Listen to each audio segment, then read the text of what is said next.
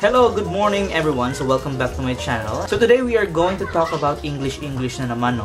This is one of my English tutorial series. We're going to talk about the key differences sa Filipino T or Filipino T, British T, and American T. So nga no, magtuon man taan nino. Mas maayo man ang kabaluto sa mga sounds gyud para dili halata tong mga grammar, di ba? Bahala magkamatay ng mga grammar di at mga dong mga dialects ang atong mga words. How would pa minaw mga fluency nato kumbaga. The flow of sounds between words or flow of sounds between sentences. Now, before ta magsugod, let us say these three words. Time, dime, nine. Okay, notice that ang time, dime, o nine, ang pinakauna nga sounds dito kay d and n. Diba? So, pareha lang ang placement sa ato ang dila, no? Nasa atop, sa roof ba, sa atong kuan, atong baba. Nalandri. So, time, dime, nine, d, n. Pero iba-iba og ka ng sound.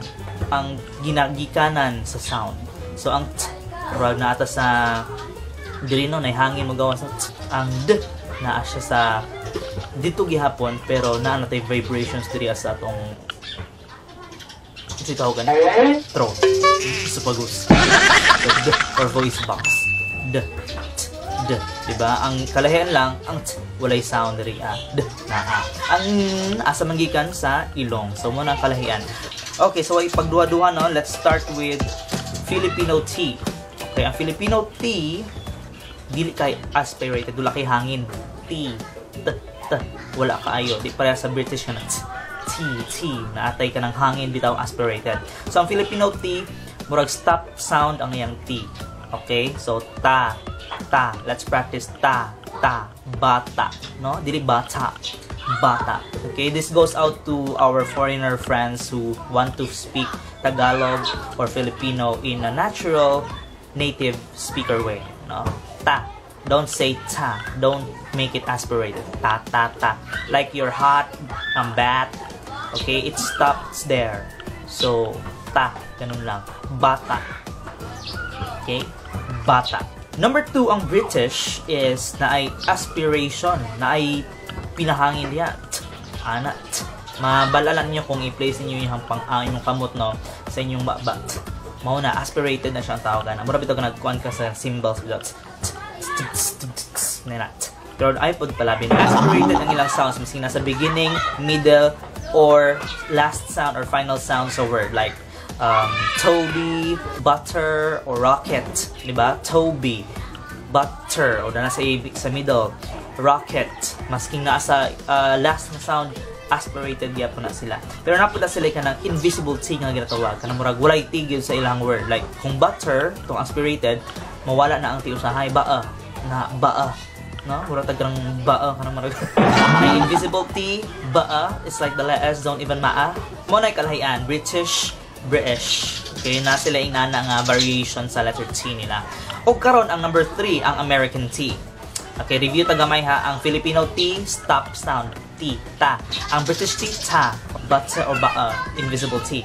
Ang American T, naagya po sila aspiration kung naasa syllable nga stressed yun. Kumbaga, kung asa nimo ginabunda ang emphasis na syllable. Like, for example, pretend. Okay, so tend. Naman siya sa pinakabundak nga part sa word, no? Pretend. Hindi siya pre-end. Hindi siya pwede ana, so pretend. So, aspirated yapon. Pero na ay key difference yun. Ang pinaka-difference or pinaka-kalahian yun sa American T sa lahat, sa other T sa buong mundo, nasa lagi natawag nga soft sound of T lang. Kanang murag medyo letter D na bitaw ang sound. Pero dili kay D. Dili po na ng aspirated D. For example, kanina butter man no? Ilaha, butter. Na murag D na butter na lang na siya ang tawag sa ilaha. Butter. Kay lagi, ang sa American manggod, kuan kayo lang flow over saba kayo mga bata dali ano? Flow sa ilang sounds, gyud nagamatter gyud na siya kay ang R o o G na mga words ay nga mga sounds kay mura na siya semi vowels na ginatawag sa American English. So again, Filipino stop T, British is aspirated T or invisible T. Og ang sa American is soft T or kanang letter D na nga sound. So para mabalaan ninyo ang differences gyud, ang example na nato no si Harry Potter. Okay, American T to siya no, kay Potter ako ingon. Kung Filipino na pagastorya, Harry Potter, no? Harry Potter. So Harry Potter na siya kay ang Filipino A E I O U lang man no. So wala tay So Potter. Okay, Harry Potter. Pero dili sa bawal tong storya no. Sa T di ay. So ang T is stop Harry Potter. Okay, Harry Potter. So kung British, Harry Potter. Diba? Wala mo po na sila R. Pero ang T atong focus yun. Potter. Harry Potter. Okay? Tumuli ko. Harry Potter or Harry Potter. British. So, ang American is Harry Potter. Harry Potter. Harry Potter. Again. Filipino, Harry Potter. British, Harry Potter. Or Harry Potter. American, Harry Potter. Kasabot na mo. So, muna ang key differences between or among the Filipino T, British T, and American T. So, humana to ang video na stop T, tata, bata, bata, batuta. It's not bata, bata, batuta. Or bata, bata, batuta. Okay, dili ingon ana. To my English friends, to my foreigner friends, don't aspirate. Okay? Ta, ta, bata, salamat po. Hindi salamat. Mahal ko po kayong lahat. No. Mahal ko po kayong lahat. Mahal ko kayong lahat. Lahat. No? Lahat. Dili lahat. Okay? Lahat. Lahat. Okay, ganon. Anak na lang, no? It's like how you say hot in America. Or American accent. Lahat. Okay, lahat. It just stops there. Like no other sounds. Lahat. Like that. No, don't do that. Okay, palihog lang. British, the only key difference or the only key factor is that you aspirate everything. I mean, every T that you can see in the word.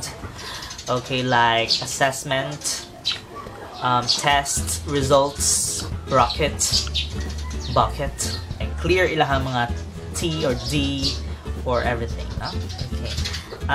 Ang sa America, they don't like to, although they aspirate when they want to speak clearly in front of the crowd, but in informal ways, they have the kanang T bitaw nga pinapaspas mag-instorya po mura Filipino, pero mas kuha nila mas flowy kaysa sa Filipino, like very bara bitter butter. Okay, mo na pinaka nindot nga example or exercise that you can do. But anyway, we are going to do solely an American English T pronunciation. Ang plano lang magyud nako unta American T usa. Ang isahibit lang nako ning key differences sa Filipino, American or British T. Pero nang sa I'll do another video just for the American T pronunciation because natay 5 ka pronunciation sa T sa American accent, no?